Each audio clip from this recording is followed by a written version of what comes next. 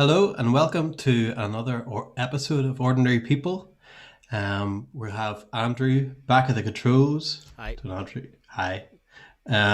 Neil is going to introduce our guest. Very excited to have him. So Neil, Yeah, good stuff. Thanks, Paul and Andrew. Good to see you boys again. And yeah, it's my privilege to introduce well, I'll just welcome, and I'm going to ask him to introduce himself. But it's my great privilege to welcome Arthur Cassidy, Dr. Arthur Cassidy, to our show tonight. And so, Arthur, I'm just going to hand over to you. Can you just introduce yourself? Tell us a wee bit about who you are, where you're from, and what it is that you do. Good evening, Neil and Paul, and to Grace Community Church. And I'm very thankful for the opportunity just to say a little bit of my work in the vineyard. And very simple guy, saved by grace. And possibly shouldn't have been, but this is what Calvary is all about. But where did I come from? Well, as we've been friends, I think quite a long time now, on and off. I know our paths go different directions. But born in Portadown, in the Alexander Gardens, and my mum and dad and my two sisters, Claire and Barbara. And I grew up, my parents brought me to church. We were brought up as Anglicans. The word meant nothing to me at all, but I loved music. I loved singing in the choir, and so I went in at the age of 5 with Gordon Spears. We were there, and just to sing. And it's the only place you could actually get trained music, and we loved music. I couldn't read a note, and I couldn't hardly sing, but in the Church of Ireland, I took great pride in being members of this the Royal School of Church Music was the name of it. And this is a great thing to teach young guys how to sing who came from ordinary working class places like myself. And that was in order to get, by the way, Gloria Honeyford sang in that choir too, just in case you didn't know. Oh, there you She go. sang in that choir too, not at the time I was there, but she had been in it too, apparently. I didn't know her terribly well till later on. But anyway, you're taught to sing, and I sang my heart out. And my sisters, they went to piano and all that, but I was amazed at singing. And I'll tell you about the best part of it later on. But I was singing all of these amazing hymns, powerful organ pipes, and the sound just sent me. I just felt so happy singing. But my parents didn't send me to church. There were Christian people who, like myself, are greatest of sinners, and we were there. And it was great to not only to be sent to church, because we were brought to church. Mhm. And I owe so much to my parents at that time, because they brought us there faithfully Sunday by Sunday, Sunday school, Bible class, but on Sunday, Monday, Tuesday, Wednesday, Thursday, Friday, Saturday. Every night I was in that church, Wow. not in the church building, but Monday night, a man came along to me and he said to me, and I don't know if I said anyone else in the choir, Jimmy Jennings, who I'm sure your dad knows too, right?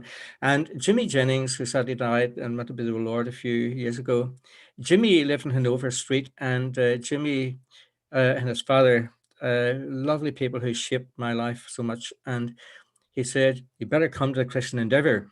Mhm. And I'd heard about the CE, but I didn't know an awful lot about it, truthfully. And I knew that there was a CE in Ireland, and not a wee bit was getting to me, because I wasn't sure where the border where it stood, because I knew here was the Christian Endeavour side of Ireland. And I thought, the Roman Catholics, are they involved in this as well? So I didn't know where I stood. But anyway, here I was. And I felt sure we're all people and God created us. So it doesn't matter what the labels are, we're human. And so anyway, there I went, but I didn't go when I was 5 year old to see it was about 8 year old when I got down, 8 to 9. But I was just loved singing to the Lord. And that was it. I didn't know much about God. I hardly knew anything about God, but I was amazed at the stained glass windows on the Ascension. And they caught my eye, and I thought, well, you know something, there's something about that.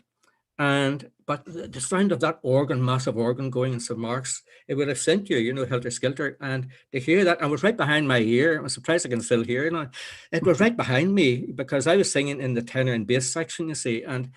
But after that, so naive, so innocent, and all I knew was there was something about this that I seemed to love. It was the music. I didn't know anything about God, and I felt that when you went to sing, Well, the good thing about it was they taught me to sing, so maybe helped me in my career later on. But anyway, I think the most important thing was that there was people in that church, born again evangelical Christians.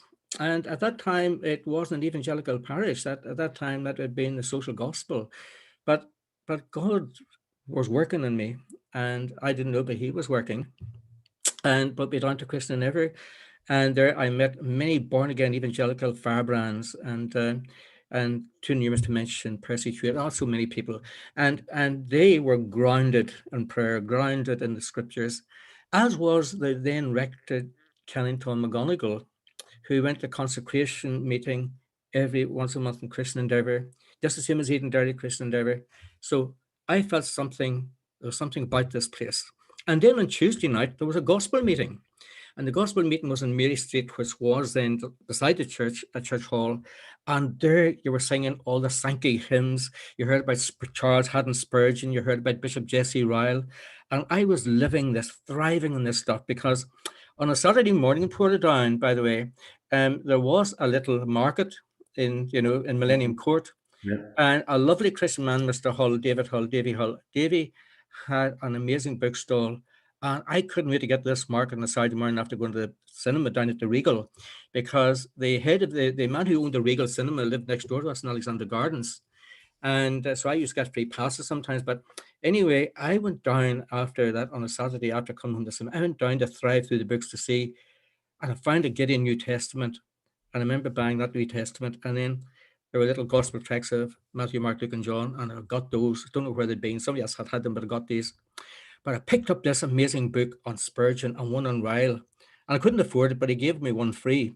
And it was like, there's none of this to buy this, get one free. I got one, and I did get the other one free. But he said to me, devour that book, because I'm sure you've already devoured the one that you should be devouring before you read the scriptures. And I said, I'm just learning, Davy, just learning. So away I went, and Jimmy Jennings said to me, you know something? If the Anglican Church was like these two men now, it would shake the world to its feet, and people would be saved. So that was the beginning. So I moved on from then, the Tuesday night gospel meeting, and then Wednesday night we had a prayer meeting. And there were many going to that prayer meeting. We had 20s and 30s at that prayer meeting, never to be seen since I became a teenager, but 20s and 30s at that prayer meeting. And it was quite the same in many other churches. I mean, they were thrived in prayer. And then after that, then the BB, Boys Brigade, more Bible training in Boys Brigade, Friday night choir practice, Saturday night youth club, and then back to church. You never got away from it. I was like a monk. I was living in the church, but I didn't know. I knew about God, but I didn't know Him. And so the point was, I grew up with liturgy. I grew up with all of that and exploring and questioning about it. And I don't think they didn't like you to ask too many questions, but I was interested in, there's a thing in the Church of Ireland called the 39 Articles of the Christian Faith, which Bishop Jesse Ryle and Charles Spurgeon preaches about quite often. And I wondered what these were about. And one day I was sitting reading these when the rector was preaching. And I was sitting reading this. And one of these rules, principles are, the Bible says you must be born again. And I wondered, I've already been born, so what does this mean? And then another one, by grace ye are saved. And I thought this is an amazing thing to hear. And so there I was in my naivety and my stupidity. I just didn't know what that all meant. And so then I turned to Jimmy Jennings and the people in the Christian Endeavour, and they said, this is the Bible, this is biblical truth, firm and square in the scriptures. If you're a sinner, going to church does not get you into heaven, does not get you into eternal life. Singing your praises will not get you into heaven. You need that personal relationship with Jesus Christ. And so then I met Kenny Martin from Eden Dairy Church.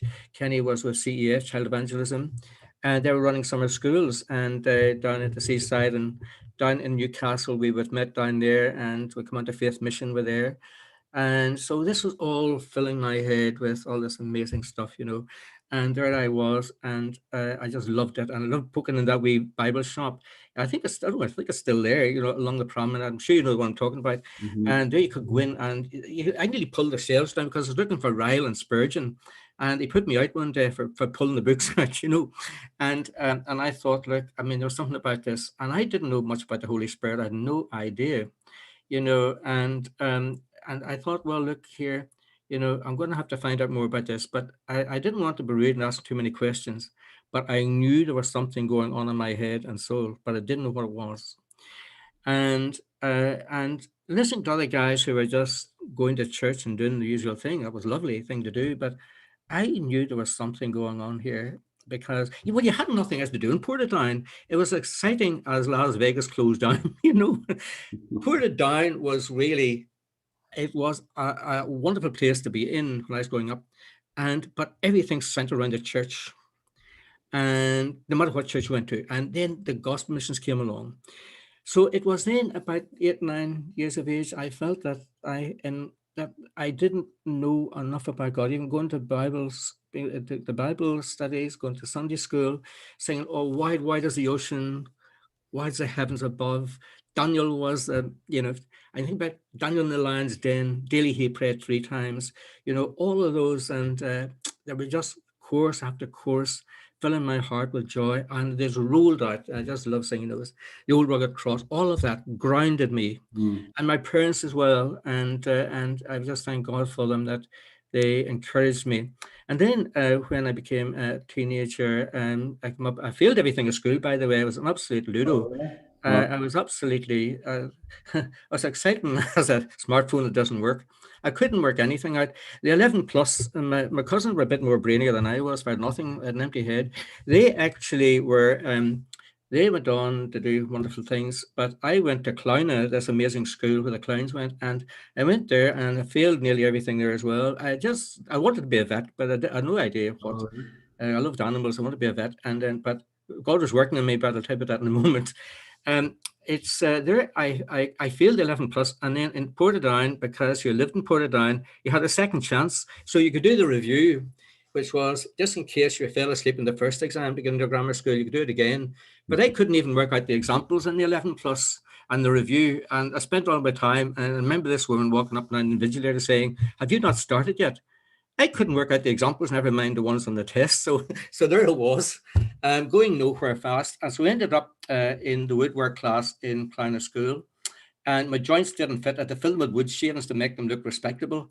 And I knew I couldn't be a joiner either. And I was a lost cause. I felt I'm going nowhere here, And but God was working. He cares. God really cares. He cares. I tell you, you can't get out of his hand. Yeah. He gives us the biblical promises. I'll hold you up and I'll raise you up. And I knew he did. And in all my sin and in all my failings, he raised me up.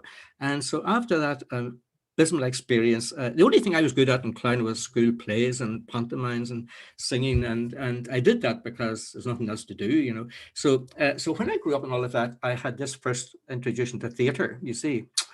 And then Gloria Honeyford, she was actually singing quite a lot, but she had been singing very secular. Gloria was singing all these various Irish songs, etc., etc., etc. And that she had been in some Irish choir as well. So that's where we all got our training. Mm-hmm. So anyway, after that, I met my wife there, and in Quick Endeavour, my father-in-law, he was there as well. And he told me off all the time for not spending enough time on my knees. So it was an amazing experience, I think, just to emulate him and to see what is this about. He was his Bible open, praying hours every morning on his knees for missionaries all around the world from different places. Mm-hmm. I was amazed at this. I didn't know any of them hardly. I knew about 2. He had about 32, and I thought this was amazing. And so God was, the power of the Holy Spirit was shaping my life there. And I felt, that really, that what's going to happen now? So educationally, I was a dead flop, I was going nowhere. But God took control. Mm-hmm. There was a cry out for men for the ministry in the Church of Ireland about 1960s and something like 65 or so. And I felt I would go, I felt that God was calling me into ordination. Well, they wanted the men, and here I was, and I was just learning more from the scriptures. I couldn't get my head around the Old Testament. That New Testament was not a problem. You see, the Old Testament, you may as well have given me, a jigsaw to work out. I got them all mixed up. I failed the scripture exams because I got the prophets mixed up. The Red Sea, I got it, I called it by the wrong name. I was just getting totally confused with the Old Testament. I was okay with Noah's Ark, and because I'm involved with Noah's Ark at the minute in South Africa, I'll tell you about that in a moment. But I moved on. God started to work in my life. And then it was then that I offered myself for ordination, but I hadn't got any qualifications, you see, so that was a big block. You couldn't go to Trinity College in Dublin with nothing. Like, I mean, you had to have some sort of a brain to be ordained. And I said, sure. Jimmy Jennings said to me, sure, you only have to fill out people's pension forms and things. So I said, really? So I was going to say, what, So I went down and I went to Dublin and I said, look, you can't become into the Church of Ireland because you have to go to university. I said, for goodness sake, I couldn't even get into a comprehensive school. So anyway, so after that, I took it more seriously and I went to get the O levels, GCSE. Well, they were much more difficult than GCSEs. Bit of a higher standard, so I'm told. But I had to grind at these things to get them together. And I scraped through them anyway in Belfast. And then after that, I wanted to just do an ordinary course. I didn't want to go to university. I just wanted to do something, get ordained, and go to a wee country parish somewhere and work with people and study the scriptures and look after people and care for people and preach Christ crucified. And that's what I wanted to do. But God had other plans. I got it all wrong. I was listening to my voice. I wasn't listening to God's voice. Yeah. And that's the greatest problem that many people have, even as Christians, where they think God is moving them and you're listening to your own voice, really. And I've met them in my clinic. And I made that great mistake because I did what I wanted to do, what I thought God was calling me. I could feel it Sunday by Sunday. I was on fire for the Lord. But I knew, and I was a shy Christian. I couldn't go out and preach or teach, and I admire these people who could, but it wasn't for me. I wasn't a teacher. I wasn't a preacher. And the only thing I was good at was maybe praying, but I mean, I didn't, but I felt that I maybe do something about this. So it was coming up to the Troubles, and about 1970, 69, about the civil disturbances here in Northern Ireland. We had the Provisional IRA and we had the civil rights marches, and that turned into mayhem. And at that time, I had applied to Belfast Bible College. And because I knew I hadn't the qualification to go to train in Trinity, and I thought, well, maybe I would go to Belfast Bible College. And so, long story, but I applied, I got there. And we got up, and middle of the night, we went off. And next day, I left my father, and he sadly died when I was in Bible college. But off we went, and we left. We got up. We had no money. We went to Belfast. My parents and all that, they paid for us, and we lived there whilst I was at Bible college in Marlborough Park. Few years, and then the Church of Ireland, they wanted to take over. They wanted to push me down an academic route, and I was happy doing diploma in theology. But anyway, after that, and I even got that all mixed up too. I had a disaster of theology, honestly, but didn't go so very far. I don't know what was happening, but God was working, and then I applied eventually after Bible college. I was attached to a parish in the Lower Falls, and I was there working with the chaplains for about 2 years. During the time of the riots. So a lot of dead bodies, working in the Royal Victoria Hospital. And was there, I met clergy of all denominations, pastors, evangelicals, whatever. They all were coming in. And I got talking to a lot of them. And I think it was Reverend Eric Gallagher, the Methodist Church, he had a lot of influence over me at that time. And he said, if God has called you, he'll open the doors. And I thought, yes, he will. And he did. And in faith, and we went out. And there I worked in that parish just as an ordinary guy. I was not doing anything special. I was going out with the rector. I was going around the visits, and I was learning a lot about people. It was God's way of molding and shaping me for what I'm doing now. At that time, I thought I would still end up ordained, but he didn't. He said, no, I have a different ministry for you. And that was where he was planting the seeds for me for street ministry. And I had no idea at all. And so moving on from that, I scraped into university to do political science, and off I went. I don't know why, but I did that because I didn't have great interest in politics, but I felt it was maybe the only faculty I could get into to do something, to say I'd been there and done the T-shirt, But I went there and as a member of Christian Union, and so things began to take off. So there I spent doing political science and read that for 3 4 years, and then I was still niggling at me because I knew that there was all the ministries, and it was the rector of Drumcree, Kellen Ford. He said, God calls you, He will equip you, and He did, and He will close one door but open 1,000 windows. And it took me all that time to realize that really that yes, He did, and that there are other ministries in the church. You don't have to have a clerical collar. I Mhm. could, and I taught at Church Army, by the way, but I knew that I wasn't a good enough Christian. I was a terrible Christian. I wasn't witnessing enough. I wasn't telling people enough.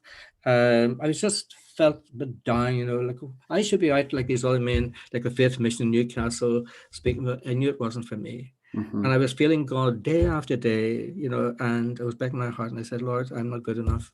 Why have you called me into this? And so after that, praise God, He took me to university and then brought me into my work in health psychology, clinical work, and opened up the door again. And the blessings just began to pour out Amazing. because I just said, look, God, here I am, sent me. Very good. Yeah. So that's what is that the world you've just been in since then, Arthur? Well, since then, Neil, God has been so good. When I was an academic lecturing in universities and here and abroad in Hong Kong as well, I knew that was for a reason. He was molding me like the potter's clay. There I was. I said, just take me, Lord. You're the expert. I'm not. Take me and use me. I had no idea then that he'd put me where I am now. Mhm. Um, I love God, and I'm such an abysmal Christian in many ways because I say, look, Lord, here I am, sent me. I should be doing more for the Lord, and I always want to do more. But I think that He's just to be faithful. There's nothing great about what I do. Certainly not. It's the other people that surround me and that are doing the work. And I think that in that work he did call me and equip me for the reason. And I think working as I do, it was took an awful lot of years. I mean, I was spent 10 years in university actually, and another 10, 15 years teaching, lecturing in university and researching. And so then I began to reach out, and I think my specialty at that time was identity, personal identities, and the clinical aspects of identity formation. And that came because I knew the missions were going out to Africa. I was very involved at that time to the African Inland Mission and the China Inland Mission. And I knew that here was God. He has created us all black and white, different colors. And why do we have no word of racism then? Absolutely never heard of it. And we were God's children, different colors, different people, different needs. And there's days I spent in tears because I wanted to be there and I couldn't be there. Mm. And I knew, Lord, just take me. I didn't feel right in university. I mean, I felt that I was a square peg in a round hole. I came from an ordinary working class background, which I love and admire and value so much now, but I didn't fit in. But I suffered it, I suppose, for a while. And then I began and I thought, something, God, you're amazing. And there was this amazing grace. I could feel that amazing grace all the time because there I was able to sing, right? And somebody said to me, what's your best talent? Well, I said, I can sing anyway. That's something. And I thought, but I'm not going to end up on the stage. Definitely not. That's not for me. There was something that God had sown in my heart, and it was a love for people who are in the margin, Yeah. a love for people who were broken. Yeah. And I went back to Matthew's Gospel, and I went back to also Psalm 37, where God says, look, commit your way unto the Lord, believe in Him, and I will make this happen. And He did. And I hold on, no matter where I am in my travels, I always go back to Psalm 37. And there's other ones, but that one made a big difference to me when even I was in Bible college, just saying, commit your way unto me. And I need to recommit myself every day to Him. Commit your way to me. I'll make things happen. I will change your life. But you have to put your trust in me Yeah. totally, and no half measures. You do or you don't. And as one of the rectors of St. Mark's had spoken one day, if you're going to crown the Lord, you either crown Him Lord of all, or you needn't crown Him at all. And I had to. Yeah. And I had to do that. Yeah, that's good. I love that. I love that language that you're using there, Arthur, about love for people on the margins. And so we've about 35 minutes left here. I think it'd be great for us just to spend some time just highlighting some of that work that you've been doing. I suppose specifically from that heart with a love and a passion for people on the margins. I love that. And so maybe would would you tell us a wee bit about, for example, Yellow Ribbon? Could you tell us a wee bit about like Sure. Yes. what you've been doing around? Well, I felt that I had a very good job, and as an academic and researcher, and God brought me through my PhD and all of that, which didn't come easy, I can tell you. Never does for anybody, but anyway, I was lucky getting a qualifying exam. I didn't get through. I failed the thing twice. I was a real laughing stock around the town. I was happy making gigs and things, but anyway, God has his finger on me. Yeah. And I was playing around with radio, Chris, and all this. It was great crack egg because, at that time you sent away for a radio station, you see, because the guy beside us, to answer your question here, Neil, the guy beside us, Alexander Gardens, worked in Harlan and Wolff's, called Harlan and Bluffs, actually, but Harlan and Wolff, and he was a top hat guy. They were four men, and he had a massive radio station in the back garden in a shed, and we'd all go up there, and we had to get these radio. He showed us how to build a radio set, and with crystals and transistors, and this was amazing. It took about 2 weeks coming, no Amazon, so you got this in about 3 weeks' time, and the absolute excitement of opening this up and getting this together, and I thought we can get in touch with people around the world here. And one night he got a missionary on out in Uganda, and my eyes lit up and my head lit up too. He said, "What missionaries?" And poured it down, and we could talk to them. It was amazing. So this went on, and I kept thinking, do you know something? God calls us to do different work in the vineyard. Calls you there, Neil, and Paul's there, and I'm here, and Ronnie's there, and the other people are here. And I felt it's a very big vineyard, but he doesn't fail. God never fails. And he gives us that love and joy and hope and strength in serving him. And in all our sort of, in all our weaknesses, he cares. And our brokenness, he cares. He reaches out. And I knew at that time that I wasn't unhappy. I've never been unhappy. I've always been happy doing what I do. And sometimes I do well, and other times I don't. But Yellow Ribbon came along because I had been doing research at that time into threatened identities, people who felt on the margin. They were colored, they were maybe African Americans, they could be Chinese. And I knew at that time there was something, who loves these people? I know that God loves them, but who's working out? So I was beginning to see missionary work and evangelism from a different light. I said, look, if we died tonight, where are we going to be? If these people die, where are they going to be?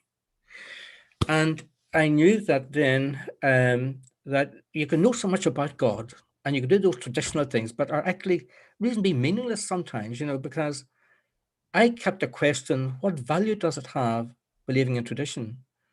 And it's important to many people, I realize that, but for me, I wanted the real thing, I wanted to know him personally, and that's where Yellow Ribbon came in. Now, I got a connection out of the blue one day from this place in America. And it was the time of the suicides in Portadown where the Gavin schoolboys lost their lives. And because I was working as a specialist in suicidal behaviour, the World Press were here in the town. I tried to keep away from it all because it was really awful out here at Laurel Vale. And Tony Walker, Tony had lost his lovely little son there, and and the other people as well, Wayne Brown, and it was just absolute pure tragedy. And at the same time, there were 26 of these happened in South Wales and Bridgend, and I felt that because journalists were coming across and pointing the finger saying, "Did you not know? Could you not do anything about this?" I said, "Look, you don't understand suicidal work. We will know nothing about this." There are still suicides going on that I don't hear about. We don't hear about them. I'll tell you why in a few moments. People think that in Yellow Ribbon Suicide Prevention, we see people who are suicidal. We do occasionally. We diagnose them very early on to prevent that from getting as far as that, if we know about them. And we can't know about everyone. I wish we could. And sadly, the people who do lose their lives, and some very recently, as you know, they would still be alive, but we don't know, sadly. But what happened was the police came to me and said, "Look, we need to do something here about suicide in Portadown." And so, but I have no business training. I'm lucky having what I have, never mind business mind. And said you need to set something up. The only thing I could set up was my own car on a Saturday night downtown. So I said, right, okay, Lord, I'm going to go out. And down I went, and the back of my wee car, I went down the town, and I opened up this. Now, Yellow Ribbon were only in touch with me. We hadn't set it up yet, but God was working in this. And I felt, right, there's a lot of young people around here at night, and they're lost and broken.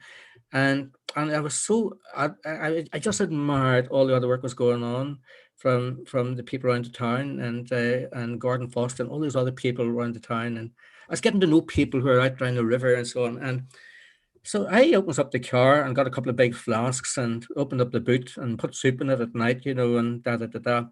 And then I'd been, of course, with the Cleft. I'd been with the Cleft for a long, long time, and I was Crossroads. But at that time, the CW Hall, you see, had been the background, because I used to go there as a child on a Sunday night after St. Mark's Church. You got out of church at 8 o'clock, and you had 10 minutes to go around the corner to the CWU, and they had a big kitchen, so they were going to make the soup for me, and da, da, da. So I was able to get that down, fill the flask, and bring them down, and stand under the Regal beside the Pleasure Gardens. And I was able to go there and open up. And so these guys would be coming around at night and saying, "Hey, Arthur, what's this all about?" And I would have wee tracts with me, and a couple of wee Bibles that some other people were able to give out to them, and give them out health literature and stuff like that as well. So they got health literature. We got stuff in drug addiction that I was working at the time, and narcotic abuse. And so I was able to give them that and give them a tract or something else. Sometimes I'd throw them away, but I'd lift them up again and dry them out and put them in the car. But then they would, but we got to know them, and I got a bond going with them. And he had all these crazy questions, like the guys were doing all the drugs of the day that was going on down the river, at that time. So, but the love was there. The love, not just from me, but from other people working around the town and different ministries, and it's all working together, and I felt that, well, here I am, I've got a bit of a wreck of a car here, well, you do as an academic, you don't be driving BMWs, so the thing just about went. So anyway, and so it served the purpose. And then God was working. A couple of businessmen in the town, Ernie Thornton, they were living around the town, and they donated a caravan to me. But I had nothing to pull it. My car wouldn't have pulled the rice up a cream pudding. But I had to get this guy, and he came along. He said, "I'm from the Elim Church," and he came along with his wife, and they had a 4x4, a tiny one, and that would pull it, and they were excited for evangelism on the street. And they helped me out, Desi and his wife. And so we got this caravan, and it was a real beauty of a thing. You could have lived in it yourself. So anyway, here I was in the caravan, and we got it up, and we get ministry working with young people, and I was so happy. That was my calling, just being with them, and older people coming along, and drunks and all the rest of it, and having a bit of crack through the night with them, And I'd set up about maybe 8 or 9 o'clock at night on a Saturday night, and go through to 4 o'clock and 5 o'clock on Sunday morning. Go home, get a bit of hours sleep, and they'd head out to church about 10 o'clock, and not knowing what was going on. I was half asleep, but anyway, but the thing, it was great fun and meeting of people. But the thing was, the main important thing was, they were lost, they were broken, they were in relationships they shouldn't have been in, nobody to guide them. And God didn't figure on the radar, wasn't anywhere on it. And I thought, it opened up a lot of doors for me. And I thought that, there's something lovely about this. And so I come back to Yellow Ribbon, and they said, "Look, we can give you a license to set up," but I know where to go. I was like, where are we going to go? But I knew that God was in this, and He'd opened up a door for me. No money to set it up, nothing to do. And then we got a wee room, and it was over in Mantleoff Street. And at that time, I was involved in the intercultural program. And so we had to use a few rooms there. And so I was using the caravan, but then people wanted to know, well, why are you working out of a caravan? And I didn't want to get a bad name. So we then went to the council, and we got it constituted to the Borough Council. And then the Charity Commission got regulated. And then we had to get this committee put together. And then it began to take shape business-wise. So then we had to... I carried that on for a few years, and then we moved across to Church Street, where we are now, and the place has fallen down actually at the minute, and I was thinking, right in the scriptures there, where the Lord lifted the poor man through the roof, and I thought, my goodness, Lord, you look at our roof, they'll be lifting somebody out of here soon because there are many holes in it. And I thought, but Lord is gracious. And I think, the healing ministry that we read in Matthew's Gospel, and it was so dominant in my thoughts, the fact that he made the blind see, the lame walk, he healed, he raised Jairus from the dead. And I thought, that healing power and that ministry of healing is still very much centered in my life. And we're learning all the time. I have so much to learn yet, Neil. Yeah. And I feel that reaching out to the brokenhearted, I take GP referrals regularly, Monday, Tuesday, Wednesday, and then I move into my other work, Thursday, Friday, Saturday, and Sunday. Still doing the emergencies, but I've got a mental health nurse works with me now too. I have students from the University of Ulster and Korean psychology department. I take them every year now. I have 4 or 5 of them come, and they come to spend 9 months with me in clinical supervision. And so we do that. So then God moved me on into a different world as well as part of that ministry. Yeah. Tell us about that. Is that the world of broadcasting? Yes, that came as a bit of a surprise. God's full of surprises in your life. If people, I see some people, and you think they've lost everything. Some of them have actually, but I said, look, wait, I tell you, God will put a smile on your face again. You have no idea what God can do in your life. If you think God's something abstract that's out there and doesn't care about you, you're far mistaken. This God is alive. He's fresh. He's in tune. He created you like a watchmaker, and he knows every detail of your thoughts, your minds, your emotions. And he is a God of emotions. He's a God of happiness, a God of change, a God of positivity, because he is creator. And at that time, I had no idea, and I knew that I wasn't writing academic stuff, that was another part of my life. And I said, well, God did it for a reason. And he brings us into places sometimes that are tough, with challenging, and that was that. It was a challenge. Academia was a big challenge for me. But God knows that I'm more excited about things reaching out in the dark world. I had no idea this dark world was going to be London studios. I didn't know it was going to be reality TV when I ended up in Big Brother. And so then I knew and was praying one night, reading Spurgeon. And without going into all the details, I felt then that God was saying to me, do you know something? If you look at that world of entertainment, you have so many people there. There are Christians in it, not many, but there are. And people think because it's entertainment, it's wrong. Now, I can tell you there's quite a lot of things that are not right about it. But then there's quite a lot of things not right about our lives, even as Christians either. Yeah. And I thought, I can't judge them. I can't judge anyone.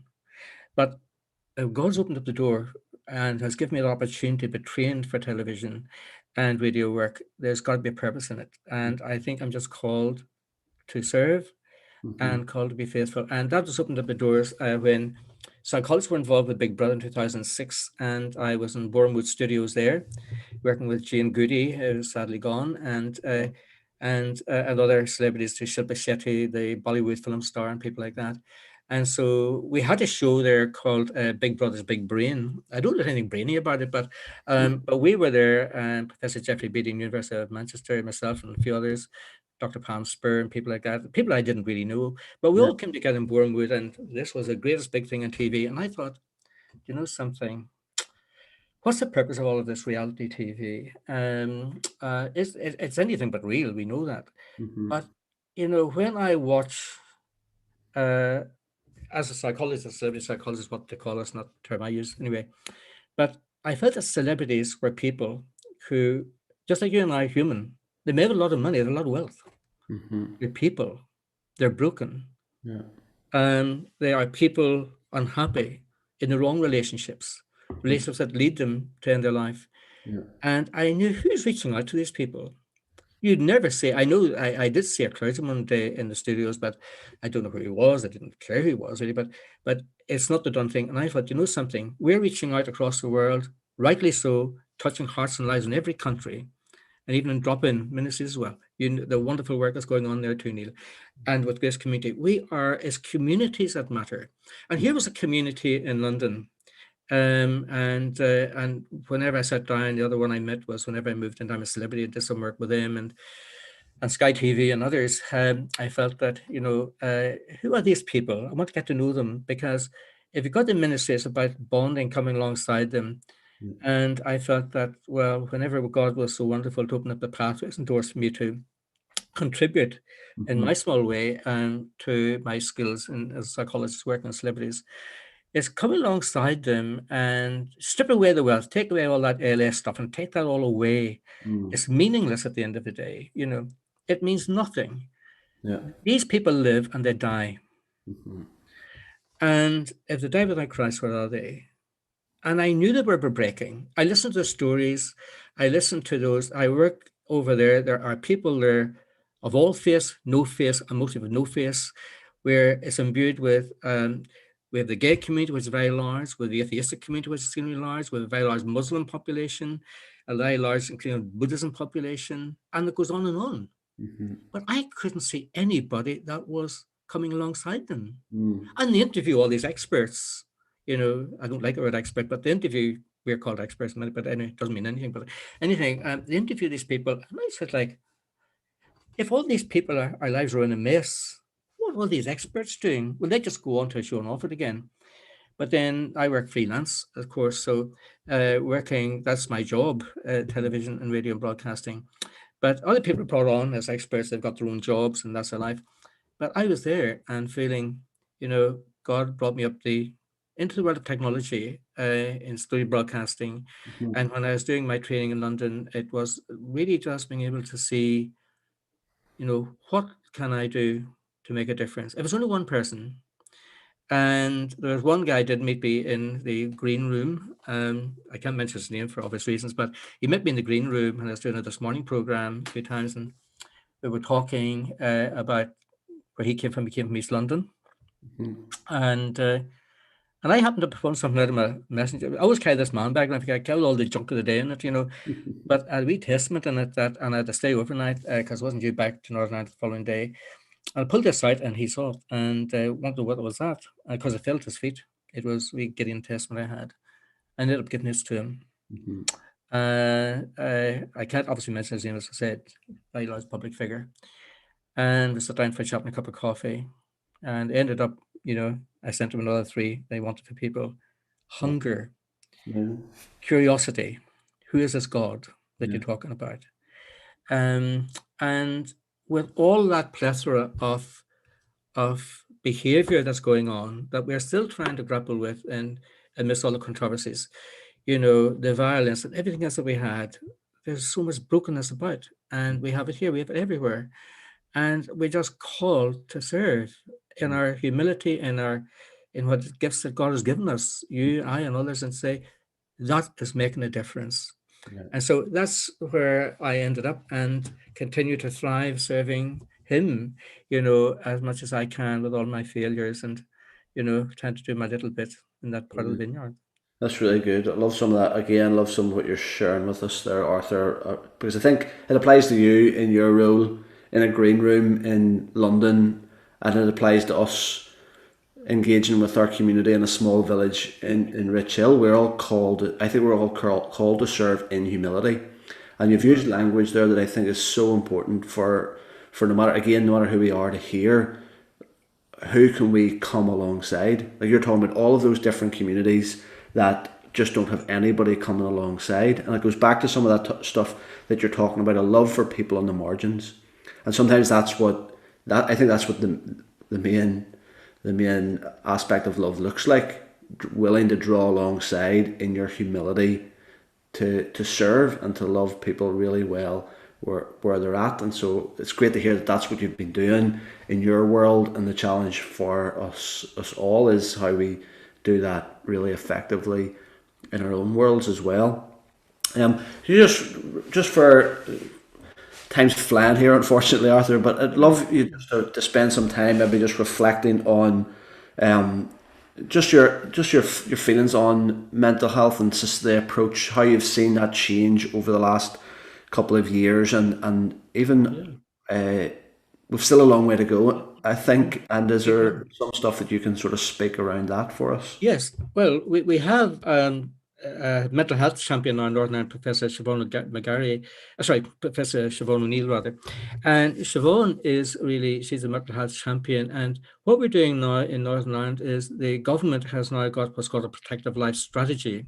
And it's out for consultation at the moment. And the idea of this document is for to help us to work more closely together to target and the objectives in providing and reaching out mental health services, reaching out to the urban and rural communities to diagnose early on and to identify people who are at risk and to bring them down.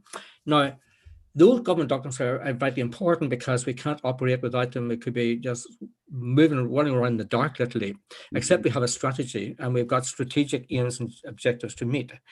And so that's out for consultation at the moment. And once that's ratified by government down the line, it will give us more concrete objectives of where we're going, what targets we have to achieve, how we're going to do that, and that will attract government funding.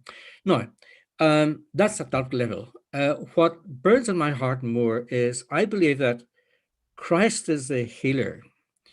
And I think we have the right, and as fishermen, and I love that term, as fishers of men and women, we have that right to reach out in mental health through the churches, through evangelism. And we have to have proper training done in lay and pastoral ministry that's done professionally and properly and adequately to train and empower people in your church and mine and other ones, empower them to minister and to know and to understand really the difficulties people are facing. It's not very obvious when people are thinking of ending their life, I can tell you. And we can put on a face very easily. We often go around and we seem to be happy and we're breaking and crying inside. And I think, there's one thing I know as a psychologist for many years standing now, really, whenever someone knows you're touching their life and their heart and their problems, you're done exactly what God wants you to do. And I think the joy that we get is coming together. We should be coming together as churches. We're too insular. And I think, we need to have a sea of change flowing through the churches now, through the power of the Holy Spirit, so that we can come out and say, we're going to take mental health, we're going to do it seriously. We're going to do it properly. Yeah.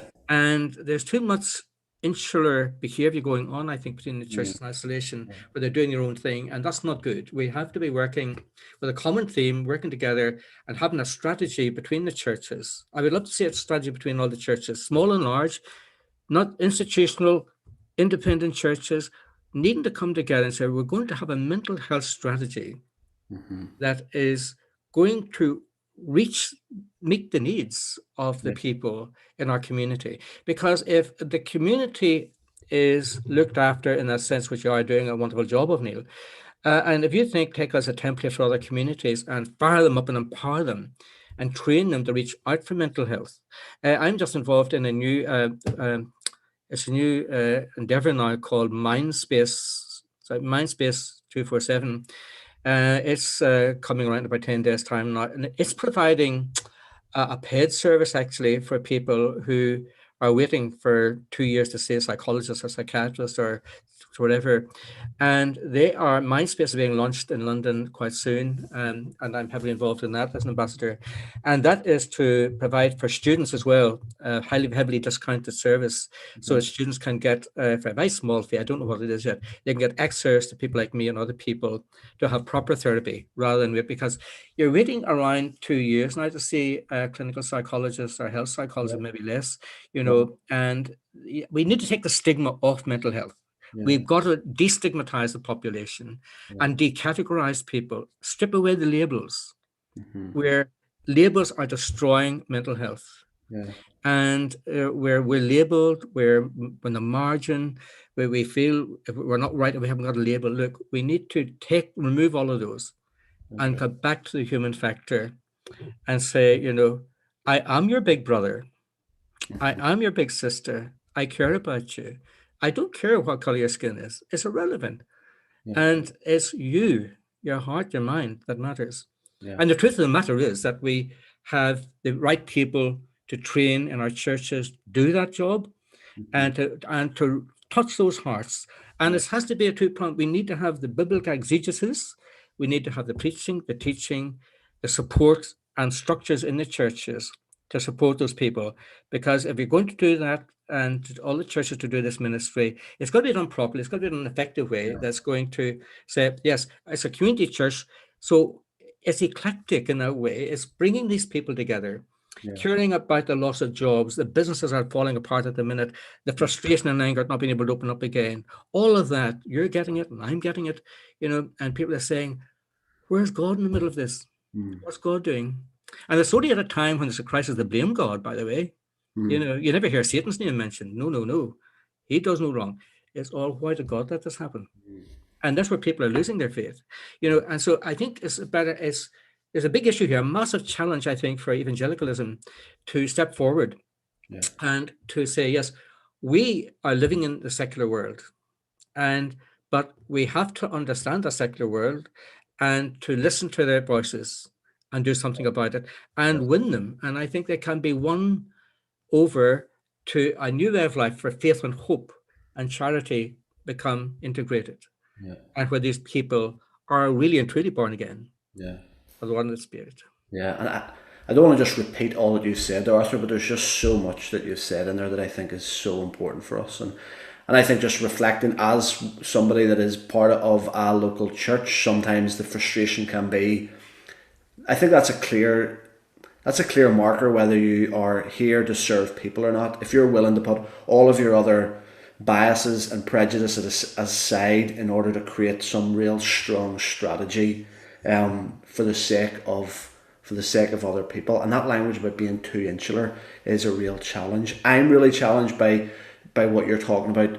It has to be done properly, because I'm always nervous that it comes around to like a yearly, like mental health health week, and I'm always nervous that we do something and it just becomes a bit tokenistic, and then we just come back and then we pick it up again. I'm like, how can we do this?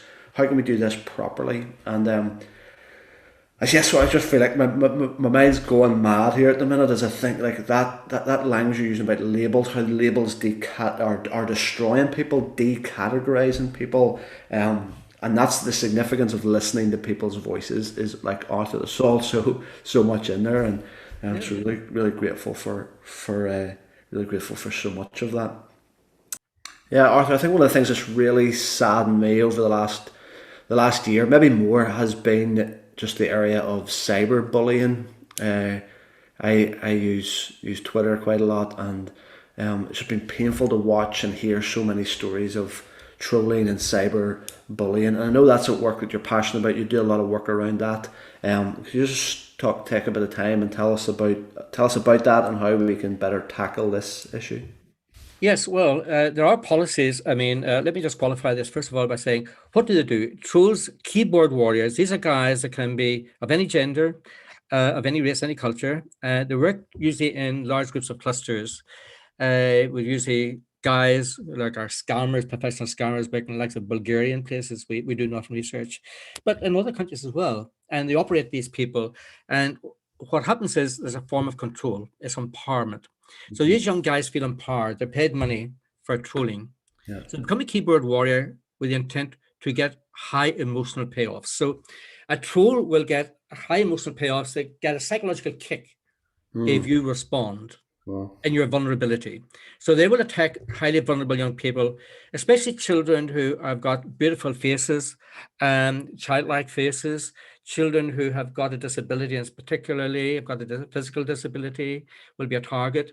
But also people got a weak personality, and this is done at random, and they will target you and keep targeting you until you're worn down really. And they get you to try and legitimize and believe in what they say about you is true. So you're not good looking, you should never be in television, you should not be doing what you're doing, don't believe in God, don't be doing this, don't be doing that, you're useless, you are. And this perpetuates right through their identity, who they are. So it's a satanic attack almost. I can't use that word in my profession, but it's a satanic attack on that person's individuality, on their mindset, on their brain chemistry.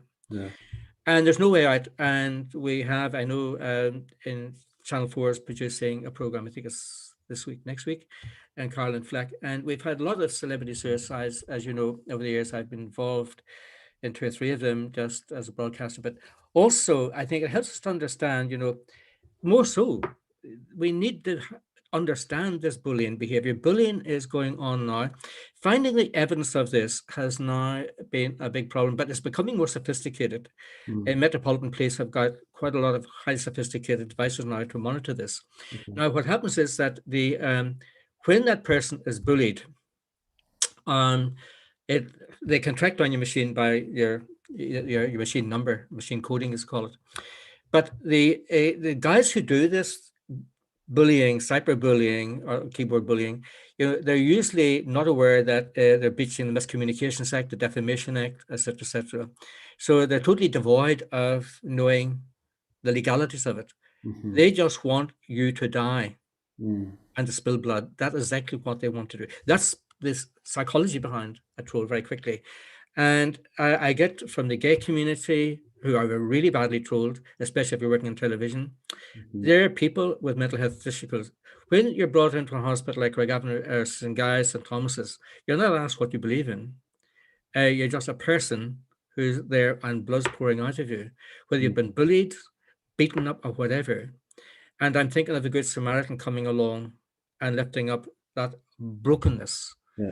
And I refer a lot to brokenness because our lives are broken constantly. And I think we have to, in our with all the skills that you have there, Neil, and your team and Grace Community Church, that reaching out, the love and the touching of that person, lifting them up, that amazing reward of knowing I've brought them to life through Calvary. And there's something important about that. That's something that I see and think about and feel about quite a lot. It's just, we're not called to do anything absolutely wonderful. We're just called to come alongside that person, and say, I'm beside you. I'll walk the walk with you. Whether it's bereavement, whether it's a tragic road accident, whether it's someone lost their life for whatever reason, I am with you. And help them to understand that God is a God of love and faithfulness and will never let you down, but he will lift you up and he will recover you from cyberbullying. And it's coming on in very, very versatile ways at the moment, I can tell you, and we get amongst the celebrities, but we get amongst the ordinary people in our town. Yeah. And it's because of the concept of evil. And we're driven by evil motives, by evil attitudes. Yeah. And it's really about causing harm. There's a motive to cause harm. And these are what we call psychopathological motives in the personality of the troll and the keyboard warrior. If that makes sense. Yeah, well, yeah, that's really good, Dartha. Thank you. One of the many videos I've watched of you was you were very complimentary about our village, Rich Hill. You were there doing an interview with Joshua Hewitt. Yeah, Joshua. I don't think it was all that long ago, and so it was great. I was just really chuffed that how complimentary you were about this beautiful, picturesque little village of ours. So that was great. And then just hearing Josh's story. I'd already heard and knew a wee bit about Josh's story, but just really interesting hearing. Just hearing from somebody that we know from our local community, the impact that cyberbullying had on him to the point of almost taking his life, which is frightening. Absolutely. And amazing to see how Josh has turned his life around even since then. I remember that day when we walked down to the stream and when Josh and I and the cow behind us, and I remember that day when we talked about it, Neil, it was amazing actually, because whenever I got out and the car and we're going over to set this up, and Joshua is doing all the technology bit, and right behind it, I think there was a cross, from what I remember, on the lamppost. I didn't say it until it was finished. That's right. Yeah, I didn't say it until finished, but the bell that was tolling was quite unusual, and I thought that was lovely. It was a tranquility, was a perfect setting for that to take place, And here you had just that tranquility was a perfect setting, but it was the fact, that when does the bell toll? And I'm reminded of other times when that bell tolls, and I've got to say, sadly, I wish I'd known that person who has just died by suicide. And I've been to those, and you may as well, Neil, but I'm thinking, in what is life, the value of life. And I think now it's time to cheer up the nation.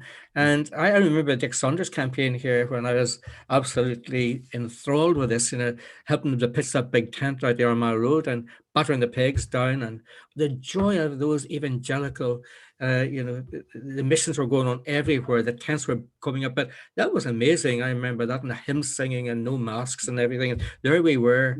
And the tears when it closed down after 2 or 3 weeks, whatever, and with to pack the whole thing up to get away back to England.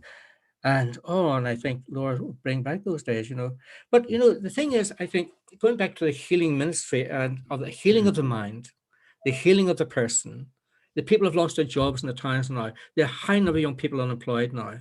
Who's reaching out? Who cares? Yeah. And I think there's no greater challenges now for the community to look after these young people are being bullied for what they believe in, bullied for what they look like. Yeah. And businessmen whose lives are falling apart through no fault of their own. Yeah. Can we rebuild those businesses again? Is there hope? Yes, there is hope. I can tell you there's hope, and we know that. And that hope will come. We have to hold on in faith, And faith doesn't come easy to people, but faith is what we call a cognitive belief structure. We have to have faith in something, but it challenges us to search our faith. And what do I believe in? And where am I going? Yeah. Arthur, can I ask a quick thing? Just because you were talking about churches and organizations, I guess, having a bit more training and stuff around spotting mental health issues and things like that. Do you have a few kind of practical tips around that? Or I suppose you kind of mentioned a wee bit about maybe we bury our heads in the sand a bit when it comes to mental health. Any kind of tips, practical tips where we can sort of spot those blind spots that we have? Or well, as if you refer to suicides and mental health, very often they're hidden, they're very covert, we can't see it. And sadly, we lose a lot of people by suicide because there are no signs. And but if you're in my clinic to hear people talking about chronic depression, I think the main thing, the first hack or tip I would give, number one, listen carefully and keep focused on them. Let them tell their story. Point two, care for them. Have a support system in your church that gives them that hope and life to know and empowers them, with a new way to think. Get them to challenge the negative thoughts. Write out the negative thoughts. For example, you might say, I'm never going to get a job again. That could tip someone right over the edge. On the right-hand column, challenge it. Where's the evidence that you're never going to get a job again? There's as much evidence you are going to get a job again, then you're not going to get a job again. Next one, nobody loves me. Really? Right-hand column, challenge it.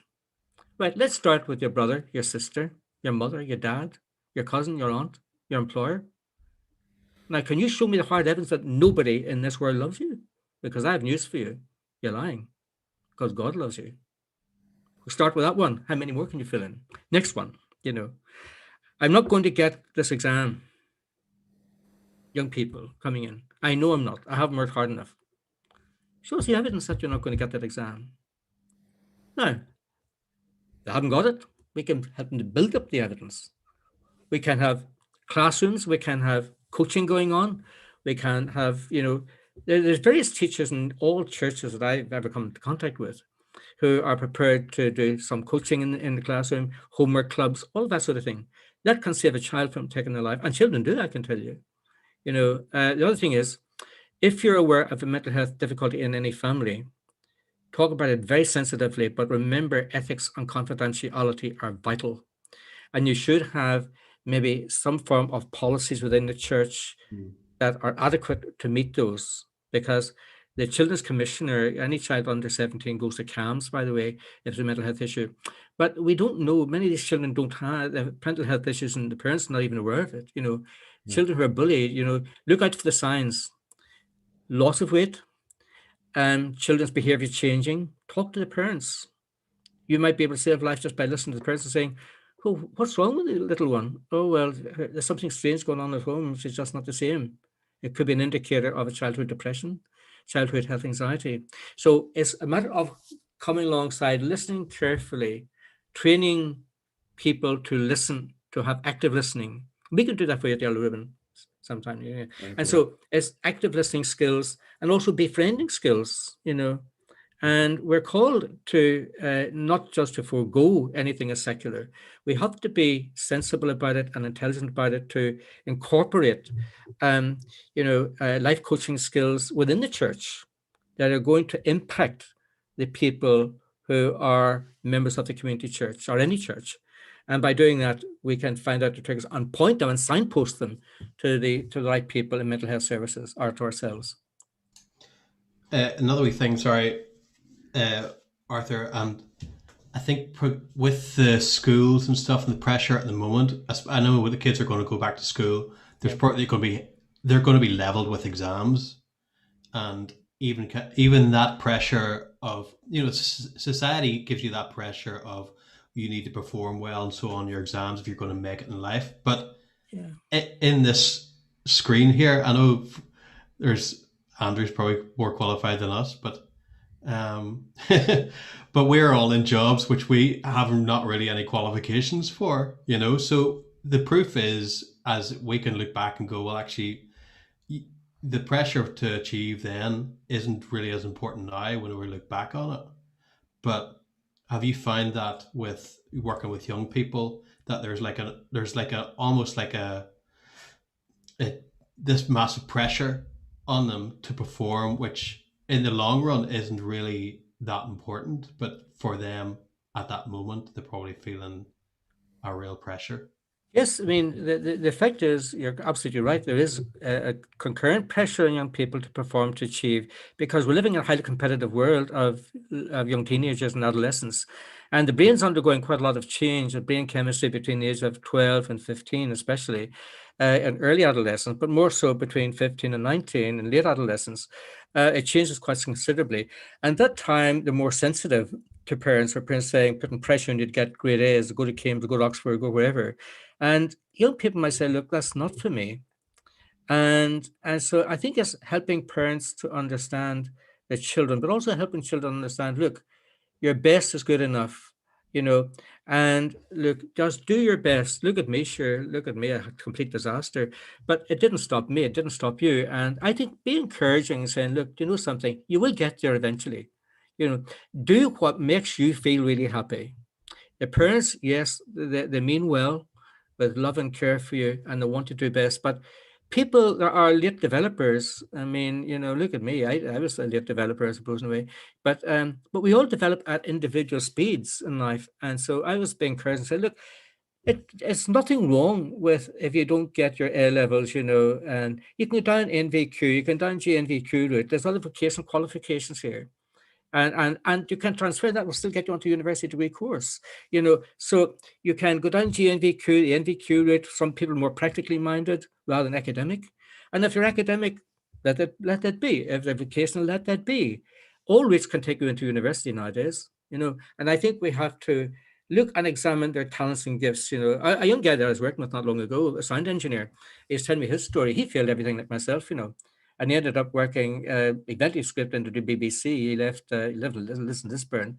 He ended up going to BBC Academy and got training over there, and as technician and an apprenticeship scheme. And he loves his work now.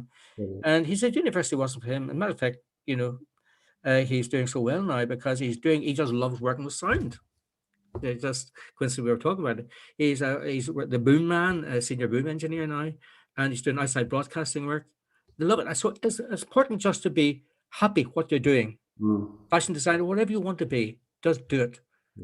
Even if it's out working on the streets like me, It's wonderful, Arthur. I know you've already given us that. I found it was really helpful again to hear those tips in response to Paul's question, just around listening carefully, active listening skills, befriending skills, challenging negative thoughts. I think that's all incredibly helpful. But I suppose just as we think of with church, with work, as we begin to come out of this lockdown, hopefully, and there's preparation for, I think, in some ways, an ongoing mental health crisis. I don't know if that's maybe too strong words to put it around that, but do you have anything that you can maybe speak to us, even for just us as a church, as people wanting to know, how do we respond really well, really helpful, really in a real healthy way to what's coming next? I think it's being able to be honest about our emotions in the church, leaders and congregations. Be honest. Very good. Yeah. Honest emotional exchange is good for mental health. And you have that honest exchange. It's all right to cry. It's okay to say, I've lost my business. It's okay, to say, look, the world is down now. It's not our fault. This germ has caused this. Okay. But we can recover this. We're not alone. God is our refuge and strength, a very present help in trouble. He will bring us there. But he also gives us intelligence to use, by the way. And I think, what we have to do is to take intelligent approach by maybe prayerfully considering a mental health campaign, make maybe 2021, maybe Easter, the resurrection, a new start in life. The resurrection story is about life. It's not about death, it's about life. And so those who feel dead in the business world, we can bring them alive again. Those who feel dead to themselves, we can give them renewed help and strength, to build up that emotional resilience, which is very, very important, that they build up that toughness, that they be able to face challenges. And that's what emotional resilience is all about. And so I would focus maybe on a campaign. Maybe I can come back to me on that one. Think about a mental health campaign, how it maybe be structured. You could run that for a month, bring in whoever you wish, an array of speakers, maybe have seminars, Bible teaching seminars, get that going. And where you're basically demonstrating the biblical truths of that's in the scriptures and how that can actually connect to people's lifestyles, because we become encapsulated with the fact, oh, I've got to wait to see a psychiatrist for 3 months. You get the pills, but the problem's still there. Pills do work, but they will only camouflage the symptoms. They will deal with the symptoms. They will actually help the symptoms. They really do. I have GPs referrals all the time.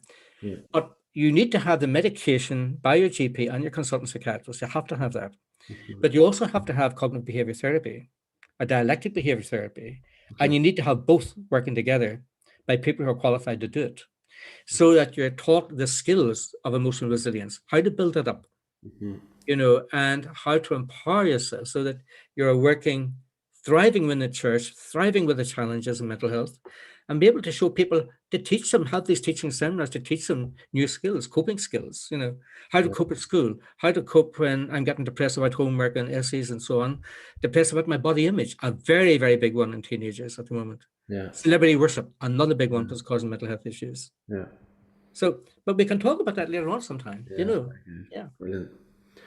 Times flew on, Arthur, and we're going to have to wrap things up here. Sure. But I could show you I have a page here, and I've scribbled all over it. It's so much helpful stuff that you've brought to us tonight, and really grateful for your time. Really grateful for your heart for this. I think just you are full of hope. It's just been good to sort of, hope's quite contagious, isn't it? And so, absolutely, you seem to be you're a hope-filled person, and so hope's contagious, and so it's been great to have you on. One last question, Arthur, before we close. I didn't prep you for this, but it's a simple one. What? I always want to ask at the end what you're listening to or what you're watching that you would want to recommend to our listeners. Oh, what am I listening to? A really good time now. Gee, where would I start? Well, I'm involved in the Noah's Ark project at the moment in Johannesburg, and it's a recreation of Noah's Ark for the next few decades. And I'm involved in that project in a minute, and I'm mindful of God's creation in that. It's on Globetrotter and Sky, and every Monday at 12 o'clock. I think it's Globetrotter Sky 191, I think they've got it correct. And that will show that we're going to save all the animals and the endangered species, put them into massive scientific domes, or 8 domes being built around that. And the book's just coming out now called You Are Noah. So I've written a chapter in that book. And so that's coming out, I think, at the end of this month. Just after Easter, You Are Noah. And so that tells all about that project, yes. I must admit, and you can laugh your head off at this, but how do I unwind and watch something in telly, which I do? Fools and horses all the time. Fools and horses is my tonic. I can't get away from it. I grew up with it. I always carry it with me. I'll keep it. I would never throw them out. I just love Dale Boy, and you know, but a lot of people that I'd work with maybe are from that part of the world, and so there's a connection there. And Ronnie Barker, Open All Hours, all these oldies things that Brilliant. but anyway, it's not all like that, I've a big love for Animal Kingdom. I love documentaries, and so I just love to see the documentaries. Music, my God, I wouldn't be able to start. I'd take an all hour to tell you if that starts. But yes, and I just worked just before I close, and Smiling Sessions, by the way, I've just been working with them, an ambassador for the Smiling Sessions music group in London. Very good. And I see it on YouTube. I had to do Idolifies at their request. We're making all the celebrities, Basil Bush, myself, Brian McFadden, all of those. If you Google it, you'll see that. It's about, we're doing a karaoke thing for all the residential care homes in London. Brilliant. And all other English cities. And I was taken by surprise when I was asked to do that one. But we're doing that. Daniel Donald as well. He's doing his bit. But we all did that by Zoom just before Christmas. And we're making, and the idea is the people who are donating to that project, we're buying them all laptops so they can see their families. Brilliant. And so that happened way back November, December time. So we're making a new series of that at the moment. More celebrities. And so that's something new that I've been doing at the moment. So excellent. I'm going to be doing a little bit more singing. So I'm also looking at the moment upstairs, downstairs. And so I'm going back and Jane Austen and Pride and Prejudice. So but I could say more, and I've been talking all night, Jeff, to tell you all the other things. That's brilliant. I look forward to that. Smiling Sessions. The Smiling Sessions. These Smiling Sessions. Very good. Yep. Brilliant, Arthur. Yeah. Arthur, thank you so much. Pleasure. Really, really great to have you on, and I appreciate your time and appreciate all that you're doing. So, not at all. From us, thank you so much. Be in touch soon again. Thank you, Neil. Thank you, Paul. Thank you, guys. Thank you. Bye. Ordinary People was hosted by Neil Dawson. It was produced, edited, and engineered by Andrew Gribbin and Paul Woods. Head over to ordinarypodcast.com for show notes, links, previous episodes, and all the ways you can contact the show. See you next time.